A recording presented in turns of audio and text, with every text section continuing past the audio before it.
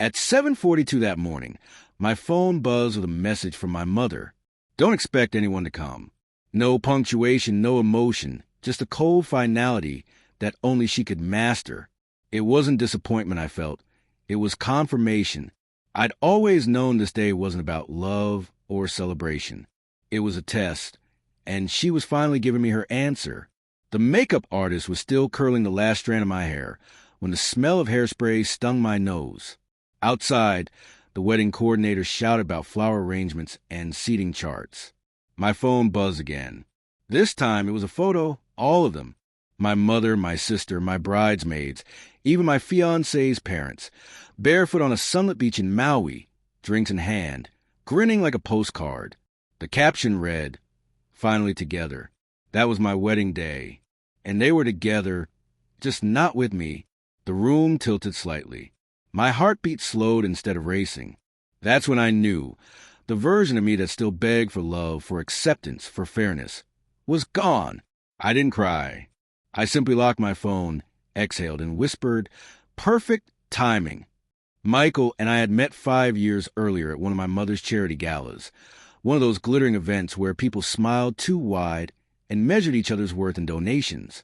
He was different, or at least he seemed to be. Unimpressed, disarming, steady. I mistook his composure for sincerity. 2 years later, he proposed, wrapping my mother's diamond necklace around the ring box. She called it symbolic. I didn't realize she meant possession. They embrace him easily. Family dinners, joint ventures, shared vacations. They absorbed him until I couldn't tell where my fiancé ended and my family began. But love blinds, trust numbs, and betrayal, it sharpens everything. It began with small cracks. My sister laughing too long at his jokes. My mother defending him during arguments that weren't hers to join. Then one night, a message half-typed on his iPad. "She'll never know. Just make sure the prenup stays." They weren't even careful. It was all laid out, the marriage, the financial ties, the access to my inheritance. I wasn't marrying into a family. I was becoming an asset in a merger. I didn't confront them. My mother fed on emotional outbursts. She'd twist any reaction into proof of my instability. So I smiled. I kept planning the wedding. Let them think they were winning. What they didn't realize was that I had already started the game before they did. 2 months before the wedding, I moved every asset into a separate trust under a new name, perfectly legal, airtight. My attorney was a woman my mother had once fired in a fit of arrogance. She remembered every slight, every insult. Revenge made her loyal. Next, I had the prenup rewritten quietly. The version Michael signed forfeited everything if infidelity or collusion were proven. He didn't read it. He trusted my lawyer's draft. Then I arranged the travel plans. Every yes on the guest list received a special invitation to a pre-wedding getaway at a luxury resort in Maui. The resort was technically under my mother's name, but managed through a company I'd recently acquired. They couldn't resist. Their greed was predictable. They thought it was a private celebration before the ceremony. They had no idea they were stepping into their own prison. So when I saw that photo of them on the beach, smiling, toasting, I wasn't hurt. I was ready. They thought they had abandoned me. In truth, I'd removed them thousands of miles away on land that no longer belonged to them. At 8 a.m., I sent one text to my lawyer. Perfect timing. By 8:15, every account, every deed, every trust tied to my mother's name was transferred to mine. The resort, their bank accounts, the villa they were staying in, all legally under my control.